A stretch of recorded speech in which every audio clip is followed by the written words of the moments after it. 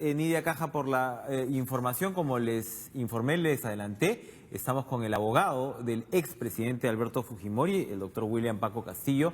Por supuesto, ellos han recibido una buena noticia con la absolución de Alberto Fujimori por parte de la Sala de la Corte Suprema, presidida por Javier Villestein, que lo que ha hecho es enmendar la plana pues, a la sentencia original de 8 años contra Alberto Fujimori en el caso de los diarios Chicha. Doctor Paco Castillo, gracias por estar con nosotros esta mañana. A ustedes, muchísimas gracias. En resumen, la sentencia original de enero del 2015 decía Fujimori tendrá 8 años de cárcel por peculado en el caso de los diarios Chicha. Era el único delito por el cual estaba sentenciado en este caso.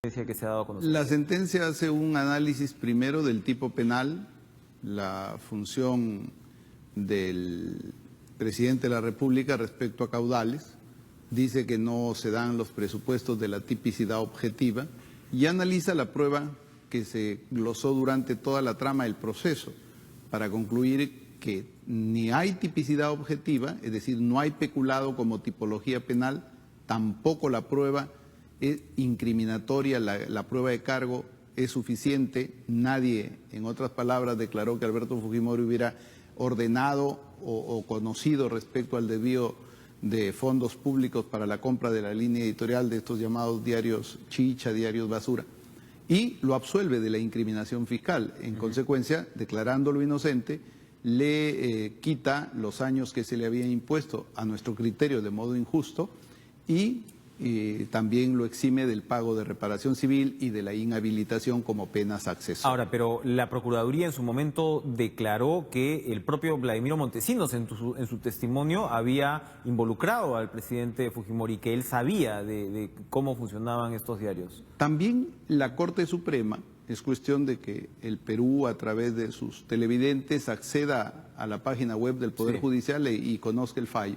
La Corte Suprema también ha entrado a ese análisis y dice lo que la defensa sostuvo en su momento, porque aquí hubieron 3 procuradores, recuerde, estuvo Julio Arbizú, estuvo el señor Cristian Salas, estuvo el señor Joel Segura. ¿Y qué concluye? Y bueno, dicen ellos que realmente el tema de Vladimiro no se puede tomar como una prueba como una prueba de solidez, debido primero, por 2 razones. Primero, porque era coinculpado. Entonces, como coinculpado o coacusado, su testimonio obviamente tiene que ser ratificado.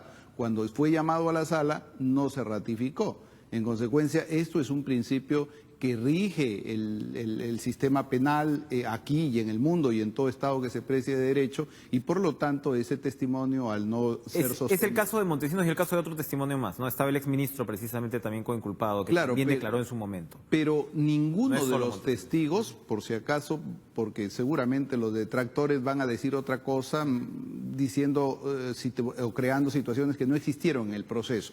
Ninguno de los ministros, exministros, funcionarios refiere que Alberto Fujimori o tuviera conocimiento de esta compra malévola de diarios Chicha en la línea editorial, o que estuviera o hubiera ordenado. Porque es decir, Montesinos y todos los demás, y los periodistas y los exministros y los jefes militares de pliego en este caso, porque lo que hablamos es desvío de fondos millonarios además, ¿no? Son más de 120 millones de soles los que estaban ubicados como desviados de manera ilegal. Ellos tienen sus sentencias, y acá lo que ocurre de alguna forma es que se dice, bueno, Fujimori no sabía, pero entonces Fujimori era presidente y no sabía, no vio.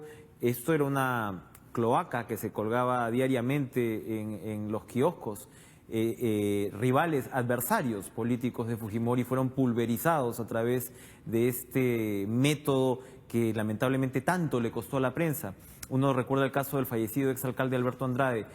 Y bueno, ok, la sentencia concluye esto, pero su cliente no le ha dicho, oiga, yo no sabía. ¿Cómo era posible que no supiera cómo estaba funcionando un esquema como este, el de los diarios Chicha? Eso llama la atención, ¿no? Claro, bueno, indudablemente que era repudiamos, lumpenesco absolutamente. Vea, nosotros, la defensa coincide con usted en el 101%, el mismo Alberto Fujimori.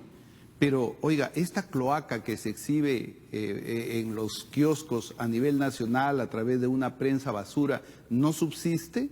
Tendremos que pensar que el Bueno, presidente saliente y el presidente actual están mirando los kioscos. Precisamente es herencia, en buena medida, de esa metodología que con tanta, digamos, es todo lo contrario a pulcritud, con tanto juego sucio inauguró Montesinos, que trabajaba para Fujimori. Entonces yo le pregunto en términos de la lógica, ¿no? O sea, las sentencias del Poder Judicial hay que respetarlas y, como sabemos, pues esta es la última instancia en este caso. Exacto, pero también... permítame expresar mi desconcierto al momento que el señor Fujimori nos diga que no sabía lo que estaba pasando con diarios que trabajaban para sus propias campañas reeleccionistas. Alberto Fujimori no necesitó nunca de una prensa de esa categoría, de ese nivel, de esa prensa lumpen para lograr ganar en todos los procesos que compitió. No, claro, porque tenía comprado el resto también. No, bueno, ese es en realidad... ese es su opinión. Esto era un detalle, ¿no? Un detalle en los kioscos, de una estrategia muy bien montada. Venimos de una justa elite electoral donde el presidente ha pasado rozando el travesaño. Alberto Fujimori no necesitó, sus porcentajes fueron siempre mayoritarios. ¿Y quién lo ayudó a Fujimori en el año 90? Por Dios, fue un tsunami, algo que arrasó. En el 90, después... Paco Castillo, pero sabemos que, en fin, sin restar los méritos que indudablemente parte de la población ve en Alberto Fujimori, los resultados obtenidos por su hija Keiko ahora lo confirman, ¿no? Que después de todos estos años... Y eso es lo que nos contenta hoy. Pero digamos... Porque un caso emblemático no olvidemos, y estigmatizante acaba de ser... Pero no olvidemos que parte también de la estrategia del gobierno del fujimorismo fue que se eliminaron las barreras y los contrapesos democráticos, y eso no conllevaba solamente la separación de poderes, sino la prensa libre. Lo hemos visto en los Vladivideos. Claro, ¿no? que sí, pero vea, hay una responsabilidad política. He oído a un parlamentario decir que Alberto Fujimori tuvo responsabilidad política. Esa no la negamos. Es más, recuerde usted que el mandato... le costó el mandato porque él renuncia al mandato presidencial.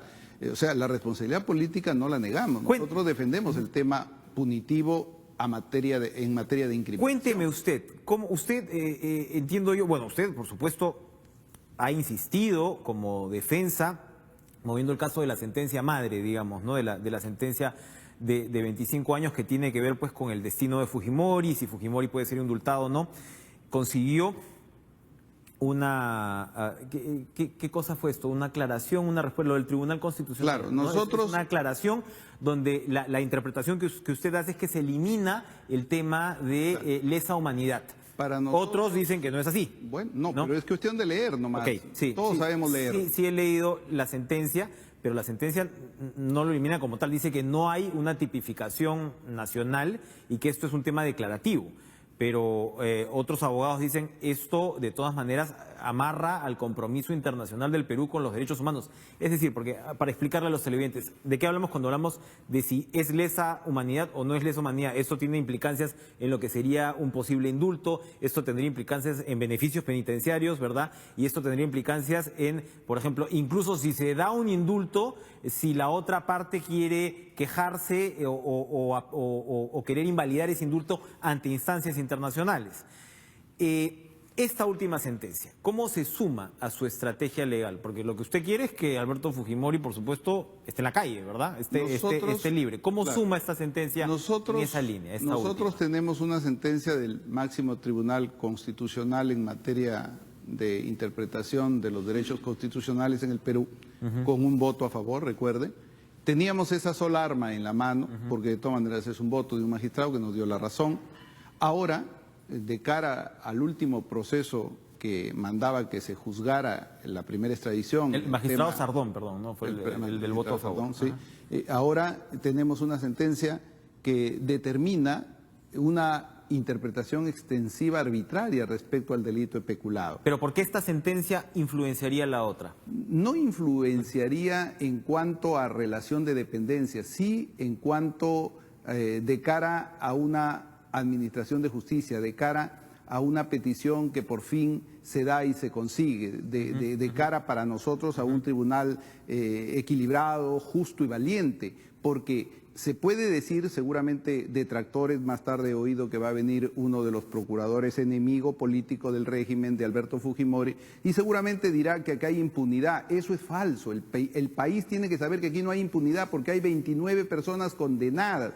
Vladimiro Montesinos, exministros, exfuncionarios, directores, periodistas. Son 29 personas. ¿De qué impunidad estamos hablando? Lo que pasa es que no se condenó a Alberto Fujimori y ellos quieren que se condene a Alberto Fujimori para hablar, para estar contentos, para estar felices, para regodearse a través de esta inquina que los persigue y los atormenta. Para usted entonces se rompe una suerte de dique con esta última sentencia. Por primera vez un tribunal hace un análisis concienzudo, limpio, sin mirar realmente la presión mediática y determina lo que todos aprendimos en la universidad. Alguien tiene que ser condenado cuando la tipología penal debe aplicársele de conformidad a la normativa penal y cuando la prueba glosada es resultado o determina incriminación. Entonces, usted lo que me está diciendo ahí con respecto a la otra sentencia es que si la tipología penal en ese momento en el Perú no sentenciaba crímenes de lesa humanidad, Alberto Fujimori no puede haber sido sentenciado. Y además Chile no lo entregó para que fuese condenado por crímenes contra la humanidad, ¿no? Entonces, el Tribunal Constitucional, para nosotros, para la defensa, modestamente conseguimos un triunfo, porque el Tribunal Constitucional determinó, en la sentencia dice, el delito por el cual se le ha condenado a Alberto Fujimori es un delito común previsto en el artículo 108 del Código Penal, homicidio calificado. Entonces, no hay nada que discutir. El otro tema dice, respecto al asunto donde se habla de crímenes contra la humanidad, que es un efecto declarativo. En consecuencia, no tiene efectos jurídicos. Si no tiene efectos jurídicos respecto a beneficios como indulto, beneficios penitenciarios o cualquier otro que quiera aspirar el reo, es posible de concesión. Pero ¿cómo se abre la consecuencia del efecto declarativo ante el derecho internacional? El Perú tiene compromisos en todo un ordenamiento jurídico internacional. Sí, pero las leyes las interpretan y las ponen en decisiones judiciales jueces peruanos. A nadie lo condena un juez extranjero, si no renunciaríamos a la soberanía. La Corte Internacional, por más especializada que sea, no ejerce aquí jurisdicción en el país. ¿Cómo va a seguir usted esta estrategia? ¿Se va a presentar el recurso ante la Corte Interamericana de Derechos Humanos? Estoy pugnando por eso. ¿No convence todavía a su cliente? No es que no lo convenza, probablemente hoy día más optimista, ceda un tanto porque Alberto Fujimori, por la personalidad que tiene, siempre está analizando. Desde mi punto de vista deberíamos correr el albur de ir a esta Corte Internacional y peticionar lo que siempre estamos diciendo. Pero no es autor y fue malinterpretada su participación sobre prueba indiciaria, recurrir a una autoría internacional, a la autoría mediata como hipótesis o teoría internacional de un tratadista que nunca se había aplicado en el Perú. Pero al mismo tiempo hay un pedido de indulto que sigue en marcha, un pedido de indulto presidencial. Ese pedido de indulto no nos inquieta. Es probable que el presidente desista de ese pedido. Puede desistir. Sí, él lo solicitó y él en cualquier momento puede hacerlo. Entonces ya se centraría pues en el absolutamente. tema del derecho. Nosotros creemos que la libertad de Alberto Fujimori debe conseguirse y ganarse por la vía judicial y en ese estamos. Y por si acaso, no es, como se dice, el primer triunfo. Nosotros acabamos de ganar una victoria en el Ministerio Público a través del fallo del fiscal o de la Fiscalía Superior que determina que en la época de Fujimori no se aplicó, como se solía decir de manera también antojadiza, que hubo una política de esterilizaciones forzadas. Para terminar, doctor Paco Castillo, hay una tercera vía, ¿no? Si una es la del derecho internacional, la otra es el indulto, la otra es la que en realidad de alguna manera casi ha propuesto el presidente Kuczynski, que es que el Congreso desarrolle esta ley que beneficiaría a Fujimori en el caso de un probable arresto domiciliario. Cuéntenos, ¿qué le dice su cliente sobre esa posibilidad? Bueno, él no lo entusiasma este tema, él prefiere, hasta donde he conversado con él, prefiere en realidad que se dé batalla en los estamentos judiciales. Además, saludamos, yo como defensor, saludo la buena intención de nuestro actual y flamante presidente. Sin embargo, para una dación de ley, en este caso de arresto domiciliario, pues no se necesita la aceptación del presidente de la República, el Congreso lo puede hacer. Entonces, en verdad es un tema político que yo no le presto mucha atención porque mi enfoque está directamente a la batalla legal, a la batalla jurídica en los tribunales y en las sedes de administración de justicia. Te pido unos segundos, Rocío. ¿Qué motivó, si usted me dice que ahora es muy probable que el expresidente Fujimori retire el pedido de indulto, qué motivó en primera instancia este último pedido de indulto, que fue una suerte de carta que salió bajo la manga en los últimos días del gobierno de Ollanta-Humala? ¿Usted sabe los detalles y pudo haber algún tipo de Bueno, yo en conversación realidad, adicional? por el tema de la relación patrocinado-abogado, tengo comentarios que me los tengo que callar, al menos por ahora, pero Alberto Fujimori toma decisiones así, muy repentinas, después de calibrarlas mucho, y él determinó pedir esa solicitud, pero así como lo pidió, pudiera en cualquier momento decir que se desiste de esa petición. Hay factores de las personalidades de los políticos que no cambian, entonces, a pesar de todo. Exactamente, genio y figura hasta la sepultura. Gracias, doctor William Paco Castillo, por por la informarnos de los alcances de esta última sentencia. 7:30 de la mañana, voy a hacer una pausa, regreso de inmediato, no se vayan.